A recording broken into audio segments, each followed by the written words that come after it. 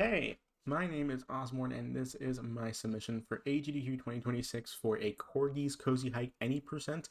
My main intention behind any percent, even if it's such a short category, is to either have it be a bonus incentive after a longer run that I'm going to be submitting as well, or to have it be a category upgrade since the time difference will only be like 10 minutes long.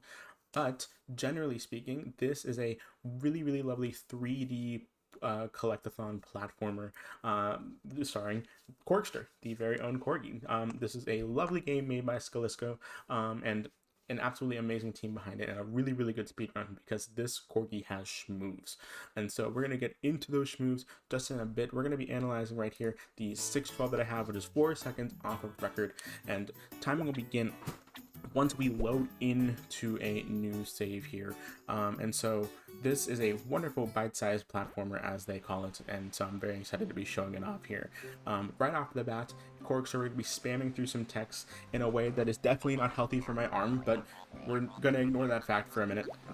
One thing you're going to be seeing here is to immediately do a small skip by just teleporting back to the next checkpoint, which is past the boat that's going to be on here right now. And the main thing that we're going to be doing right off the bat is actually technically a skip that's getting a bonus outfit that we get early, that gives us an early ability. And that is this outfit that actually turns us into a Corgi that has a Spyro the Dragon costume on it, and with that actually comes the wings, and the wings will allow us to soar through the sky like that if you just hold down A. And so that is usually an ability that you get later in the game with a cape, but with the secret outfit you can actually get earlier. We peed on that fire hydrant to mark our territory, and that is just used as a checkpoint that we can warp back to later. But this particular statue that we're going to be getting right here, there are 3 statues on the island that have these Corgi deities on it, and each of these statues is going to give us a different ability. But of course, the second one we skip because we got the wings. This first one is the climbing clause, and so as the name implies, there is climbing in this game. And also this Corgi, as you can see, already has a lot of abilities aside from just jumping, also ground pounding, which gives you a little bit more height on certain areas. We're going to get this Corgi butt power, which is the stamina system in this game. As you can see, there's a bit of a stamina wheel, kind of like how you would see in like Breath of the Wild or something like that. And so the stamina is only really used when you are climbing walls like so. And so we're going to get 4 pieces of staminas, or Corgi butt powers in this route, as it's said. The moment that we get that second one, we're going to teleport back to this particular checkpoint, and then go straight over to the next area. Every area that you go to in the village is going to kind of change the time of day. This first area was the Doggy Bowl, which was the daytime.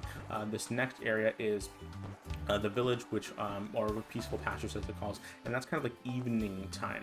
And so we're going to be going through here. We're going to pick up that stick, and that stick is actually really important to keep in mind because it's going to be available in our collection to just pick up whenever we want to later in the game.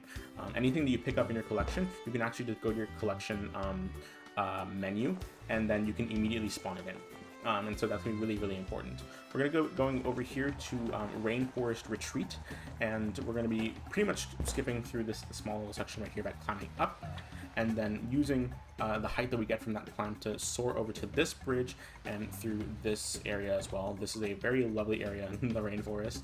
And you're going to see more of that in the bigger category if we get that category upgrade, which I would really hope is a wonderful incentive that will go along with this game. And so right here, what we're going to be seeing is that we're going to be going straight into the final area of the game, which is the Holiday Haven. The Holiday Haven is the snowy area of the game, and it is actually like a smaller not like a smaller area, like a darker area, I should say. I don't know where the word small came from, but it is pretty much, I think, the biggest area of the game, actually. And so this is where the stick that we got earlier is going to come into play. As I said, anything that you got out of your stick, anything you like pick up, gets added to your collection. You can just pick it up whenever you want to. And one thing about the stamina in this particular area is that it doesn't replenish until you get close to a fire. You know, as one is usually tired if they're exerting a lot in cold weather, you only really get like warmed up and then when you can relax. And so right here we're going to get the last piece of Corgi butt power, making a full wheel here, and then we're going to be jumping up and back up to the top of the star. The reason you have to go back down and back up is because if you try to do a ground pound here, it'll actually waste a little piece of stamina, because for a solid second the game thinks that you're like on a wall, and so we're going to be using pretty much the whole wheel of stamina to get right up to this statue and pretty much skip a large section of like side quests, platforming, all that jazz in order to get here. And so what we're going to be doing here is we're going to be grabbing this this last ability, which is the last ability that you get in the game casually as well. And so this is actually just the climbing claws, but a version that allows us to climb faster. And so after doing this, we're going to be doing poop strats, and this is a real thing, where you can make the dog pee and you make the dog poop. And if you do it in like cold weather, the dog will actually poop fire instead. And so we are actually going to use the fire and put it on a stick in order to carry it with us so that we don't lose stamina as we are walking, or we pretty much regain it the moment that we hit ground, as long as the fire is still there. And that's actually used twice, or 3 times I should say, in this particular run, using fire to not deplete stamina. And like we're going to be using it a second time here, and then one more time to get to the end of the game and to the final summit. And so we're going to be going through here. There's a little bit of a platform that I have to get through because you're coming in from a different section than you would casually. And so we're going to be coming up here, really making good use of stamina throughout the entire run. Climbing up, you don't need fire to get up here because there's fire right there. The moment you get here, you just bring on a stick again, light a stick on fire, and we're going to get up here, refill our stamina, and do one last climb to the very top of the mountain. And the moment that we skip through all of this text and we fly off the mountain and soar down, that is when time will be. But that's pretty much all of a Corgi's Cozy Hike any percent. We're going to be seeing more of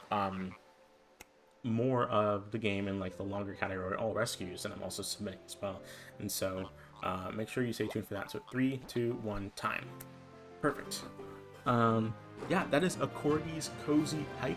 It is a sweet little run, and I would really hoping that we can get to show off more of the game, because I really would like to go home with either both categories being shown off or just a longer one as well. Whatever the committee decides would go good with that kind of incentive if this game gets chosen at all, of course. And so thank you so much. My name is Osborne, and I will see you around.